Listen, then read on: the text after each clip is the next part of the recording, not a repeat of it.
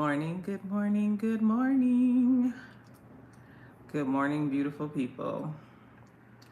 Let me go ahead and get this live shared in the places where I need it to be shared.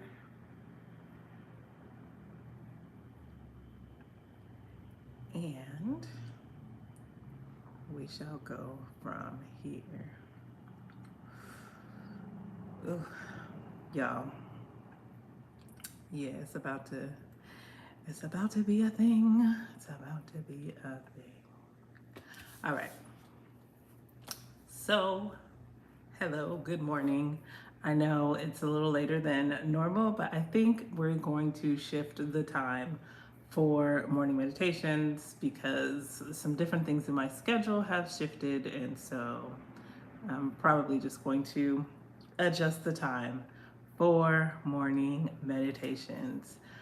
But let's get into it. All right. So, Romans 8:28 is the focus scripture for June. For those who do not know where these scriptures are coming from, I created a goal setting journal slash planner, if you will. And each month there is a scripture for us to focus on. So we are taking the month and meditating on Romans 8:28 for the month of June. Romans 8:28 is what we are meditating on in the month of June, and we know that all things work together for the good of them that love the Lord, who are called according to his purpose. We know that God has a plan for us, and we know that in all things, it's going to work out for our good, okay? So, what I want us to look at in relation to all things working together for the good. Earlier this week, what came up in my meditation time that was like it was like a gut punch to your girl, okay? A straight gut punch. And it was Naaman. The Lord said, Naaman. And I was like, Naaman? What Naaman got to do with anything, right? So hi Fortnite King, let's go in and look at the story of Naaman, okay?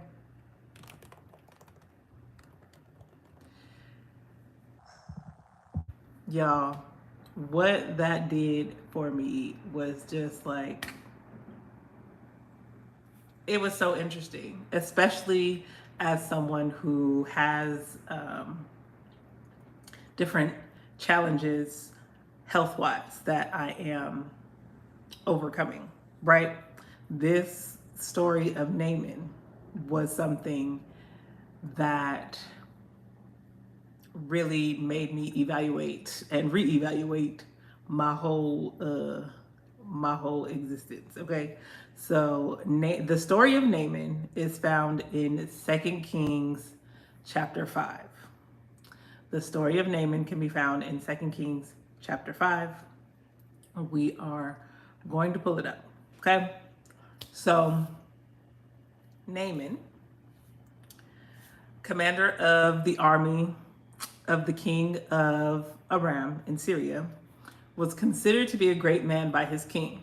He was highly respected, because through Naaman, the Lord had given victory to Aram, Syria. He was also a man of courage, but he was a leper, right? So Naaman is doing all these great things for the Lord, or he's doing all these great things in general in life, but Naaman is a leper. The Syrians had gone out in bands as raiders, and they had taken captive a girl from the land of Israel, and she waited on Naaman's wife as a servant. She said to her mistress, I wish that my master Naaman were with the prophet who is in Samaria. Then he would heal him of his leprosy. So The girl who was from the land of Israel said such and such. Then the king of Syria said, Go now, and I will send a letter to the king of Israel. So he left and took him 10 talents of silver, 6,000 shekels of gold, and 10 changes of clothing. He brought the letter to the king, and it said, Now, when this letter comes to you, I will have sent my servant Naaman to you, that you may heal him of his leprosy. When the king of Israel read the letter, he tore his clothes in shock and outrage at the request. And he said, Am I God to kill and make alive? This man sends to me a request to heal a man of leprosy. Just consider what he's asking and see how he is seeking an opportunity to battle with me. So, first of all, the king didn't quite understand what the little girl was saying. She said, the prophet, not the king. She said the prophet in Samaria would be able to heal him, right? Let's keep going. So now when Elijah, the man of God, heard that the king of Israel had torn his clothes, he had sent word to the king asking, Why have you torn your clothes? Just let Naaman come to me, and he shall know that there is a true prophet in Israel. So Naaman came with his horses and chariots and stopped at the entrance of Elisha's house. Elisha sent a messenger to him saying, Go and wash in the Jordan 7 times, and your flesh will be restored to you, and you will be clean. Yep. But, this is verse 11 now. But when Naaman heard this, he was furious. Hold on. Yeah. He was furious. Naaman was upset because of what he was being asked to do. And again, right now, we are in 2 Kings 5. We're in 2 Kings 5 for those of you just joining in. So, at verse 11, Naaman was furious and went away and said, Indeed, I thought he would at least come out to see me and stand and call on the name of the Lord his God and wave his hand over the place of leprosy and heal the leper. Are not Abana and Pharpar, the rivers of Damascus and Aram, better than all the waters of Israel? Could I not wash in them and be clean? So he turned and went away in a rage. Y'all. Naaman was upset at the process. He was upset at the process. Sometimes the Lord will process you through your healing. It's not just going to be an instantaneous thing that happens.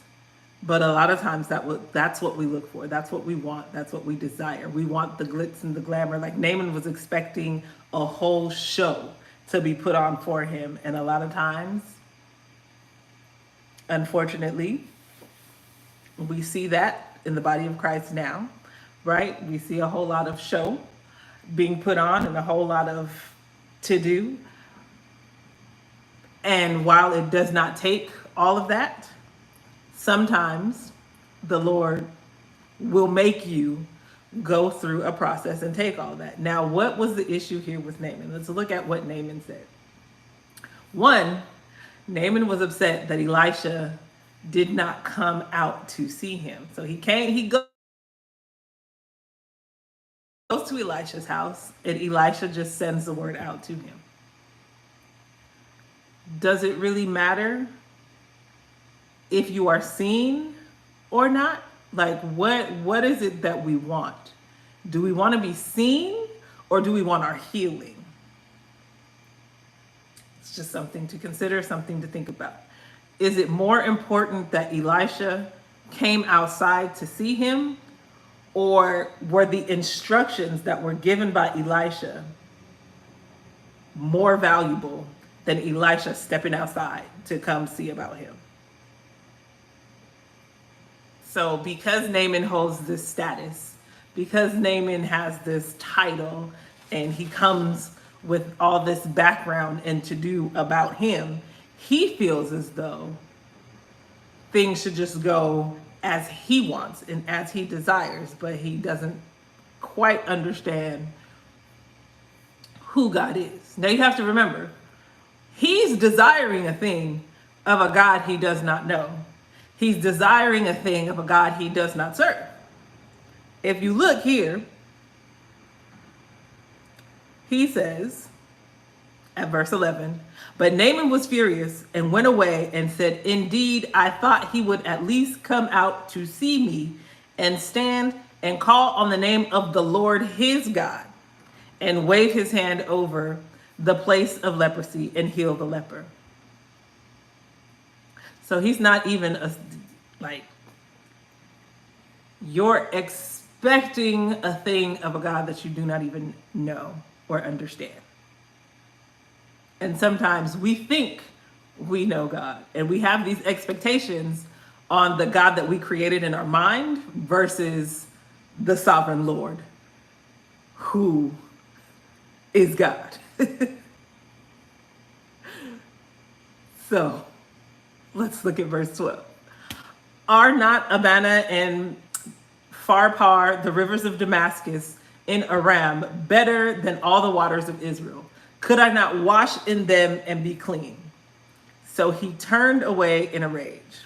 Then his servants approached and said to him, my father, if the prophet had told you to do some great thing, would you not have done it?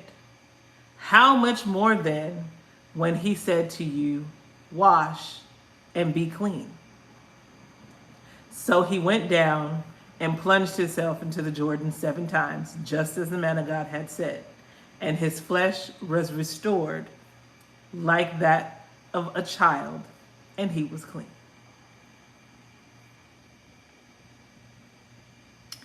Yeah, sometimes we put these expectations, and we have the way we desire God to bring us out of a situation. We have a way we desire our process to look like versus the process that the Lord is actually taking us through, right? So when I was looking at that, and I'm like, what are you saying here, Lord? What is it that you are trying to get me to understand in this? Because you're telling me, name it. And I realized when I heard this, I was in the middle of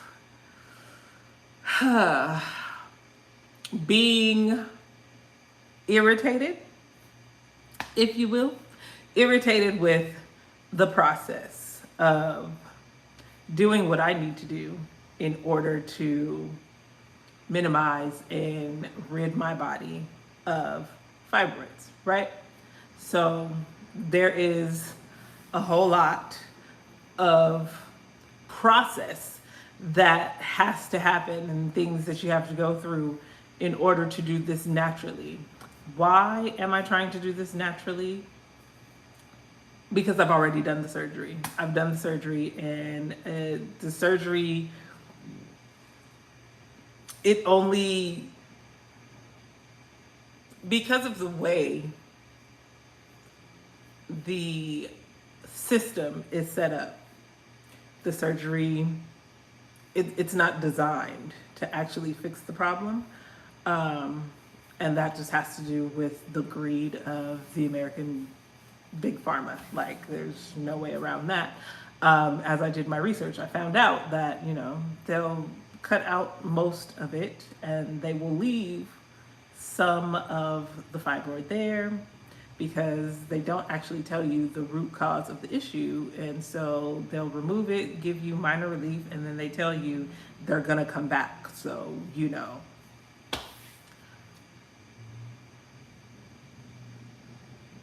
yeah, but they don't have to come back. They don't have to come back if they were actually removed like they should be. And then 2, if you understand the root cause of the issue and understand that it is like hormonal, and there's a lot of different factors that play into it, but there's a lot of balancing that has to happen, and in order to balance everything that has been out of balance, there's a lot of changes and things that have to be made, and so there's a lot of processes and like using castor oil packs and different things. So like there's just a lot of steps and processes and things that are involved in going on this healing journey, right? And so, of course, I could pray, I could ask the Lord, and he could very much miraculously, I wake up one day and they're just gone, right? That could happen.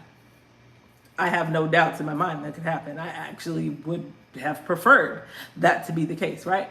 But there's something in the discipline, becoming disciplined in what it is that I have to do for my body, being disciplined in understanding the functions of the body, how things work, how things are interconnected, being able to look at how childhood things and how it all ties together, and how all of these different factors play a part in what has become unbalanced, right? And so, of course, I would want it to just go away, right? I would gladly love to share that testimony. Like, hey, they're gone. I woke up and belly's flat, everything's cool. You know, that would be amazing. But sometimes we have to go through a process. There is a humbling that happens in the midst of going through the process. And when I heard Naaman, I was just like, okay, why? Why Naaman? Naaman, he had a bit of pride. He had a bit of pride because he was expecting something to go a certain way. He already had in his mind made up how his healing was going to happen. And that that don't work, because the word tells us his ways are not our ways, his thoughts are not our thoughts. He will use the foolish things to confound the wisdom of the wise. Why? Going into the Jordan to get clean, the Jordan wasn't necessarily the cleanest water. Okay. I would like to imagine I would like to imagine the Jordan like maybe Galveston or Dockweiler Beach for those in California. Like, the water just it's not really water you want to get in. You know what I'm saying? So to be told, go dip yourself in the Jordan 7 times. I mean, the instructions were very specific. It's not like it was vague. It wasn't a hard thing. It was just a humbling thing. It was something where he had to let go of his title, let go of his ego, because if you look in verse 12, he's like, isn't there better water? Is there not any better water that I could go to and wash and be clean? So in his mind, it's foolish. You're telling me to go dip 7 times in dirty water to be clean.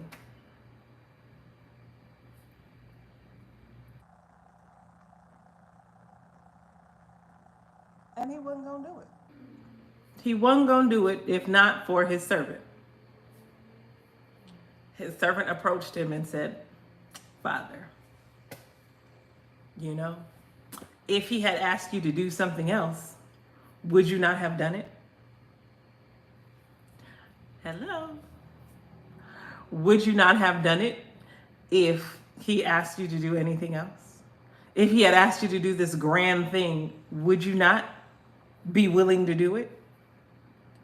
So we have to be willing. We have to be willing to let go of what we think,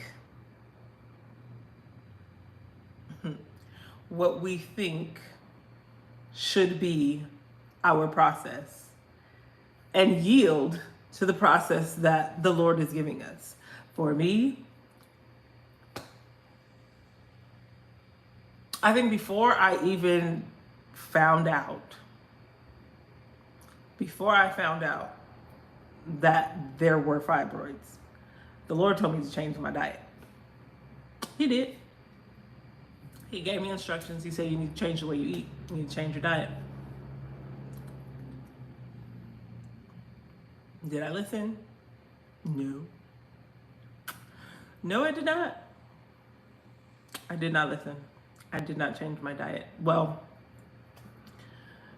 I went on a diet, which caused me to eat a certain way, but I was to continue eating that way, and in that way of eliminating a lot of the sugars and excess things from my diet.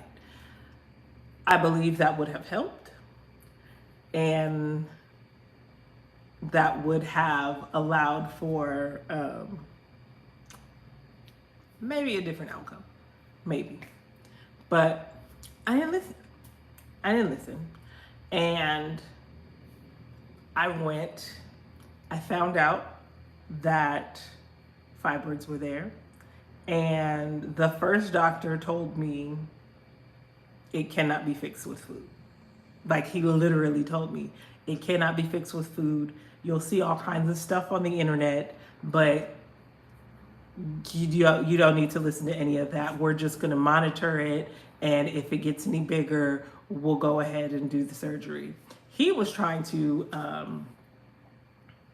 talk me into a hysterectomy, and I was just like, yeah, no, I'm not doing that.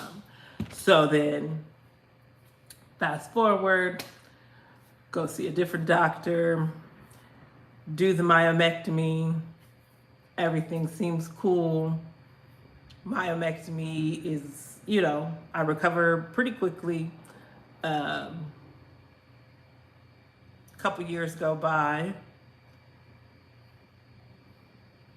but it seems like they have returned. And so now I'm in a place where it is important to follow the process and follow the steps, because I had a way in which I desired and I wanted the outcome to go, right? So all the things that I did as far as surgery and all of that could have been the end of it had I followed the first instructions, which was change your diet.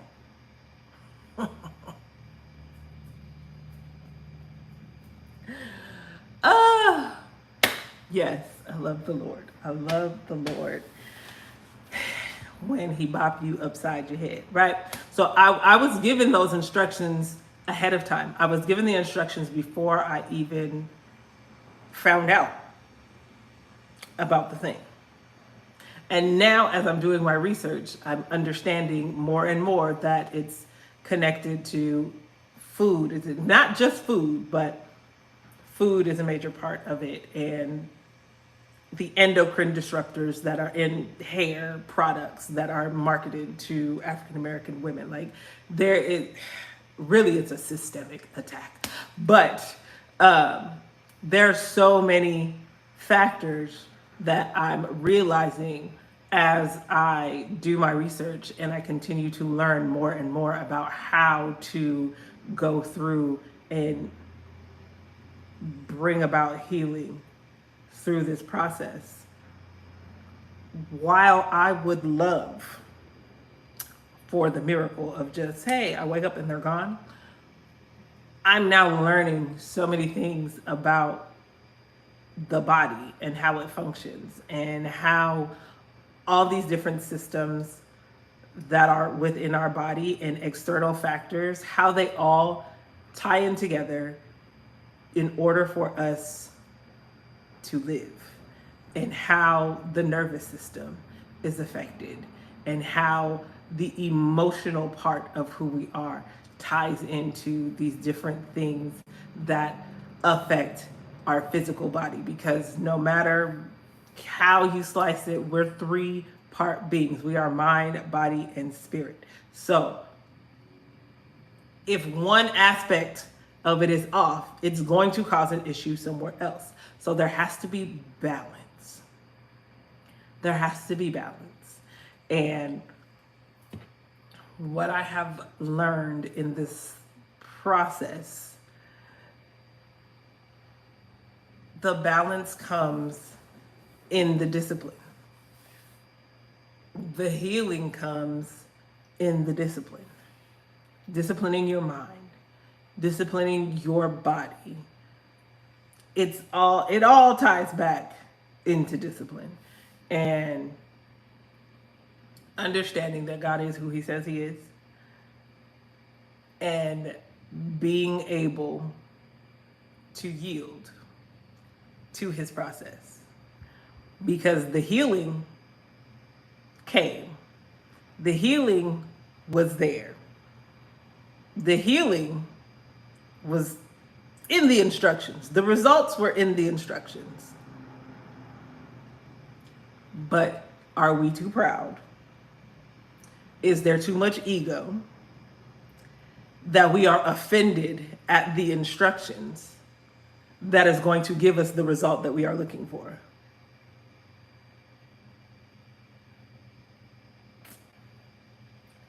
Just something to consider, something to think about. Are we going to be offended at the instructions that are giving us the results we are looking for?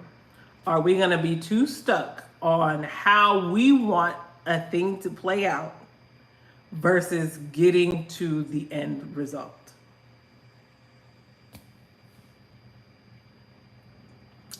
Yeah. That's what I got for y'all this morning. That is what I have for y'all this morning. Okay?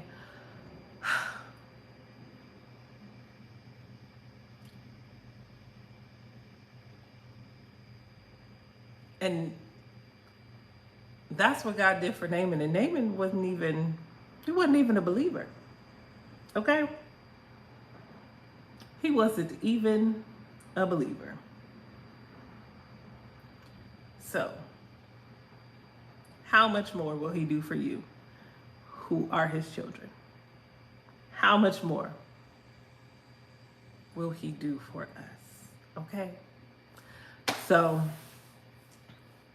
I would encourage you, take inventory of your expectation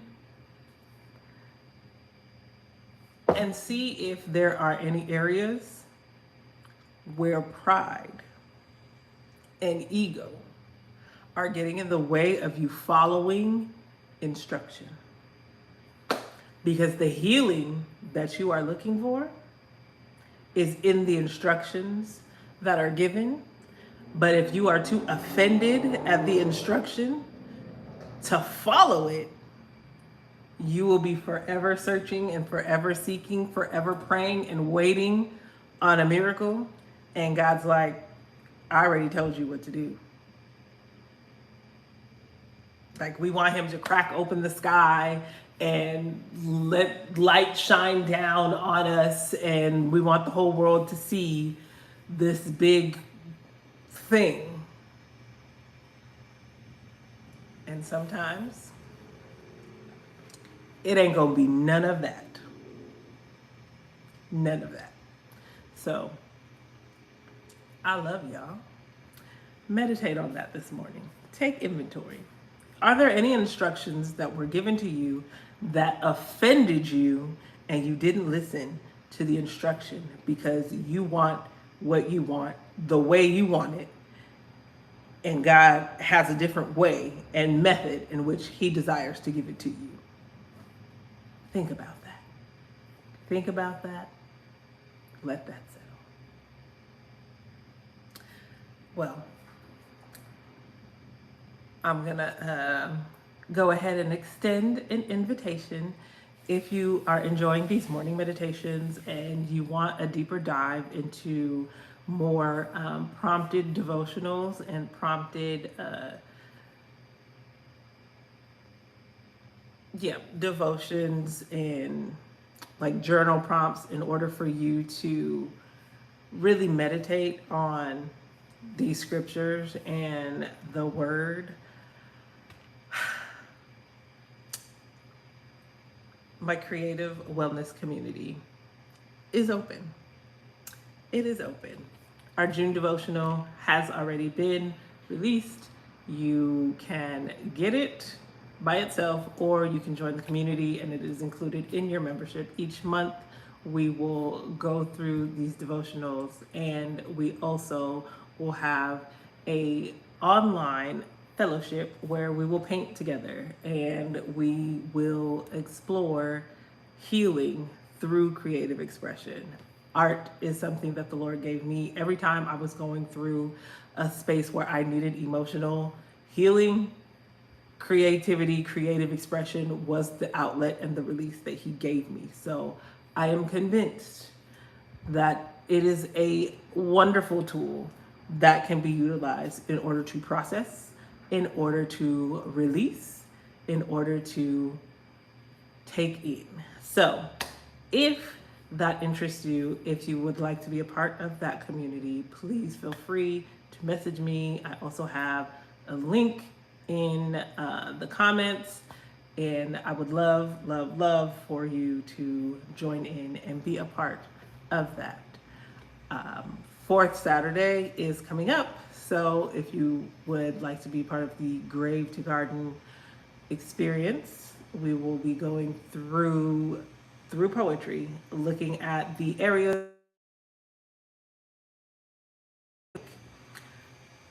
they have become dry, they've died off, any of those things. So any areas in your life that feel dry, that feel like a dry place, we're going to explore those areas, and we are going to prophesy and speak life back into those areas. That's why it is called the Grave to Garden experience.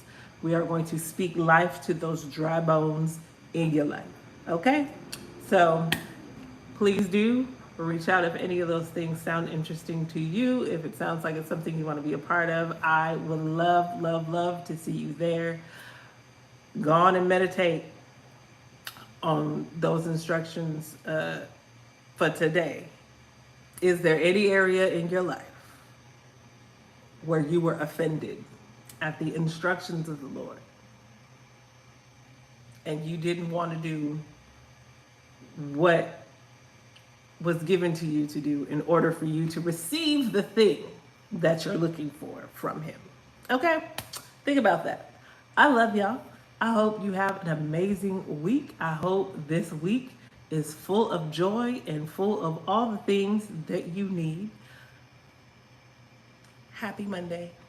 Have a great week.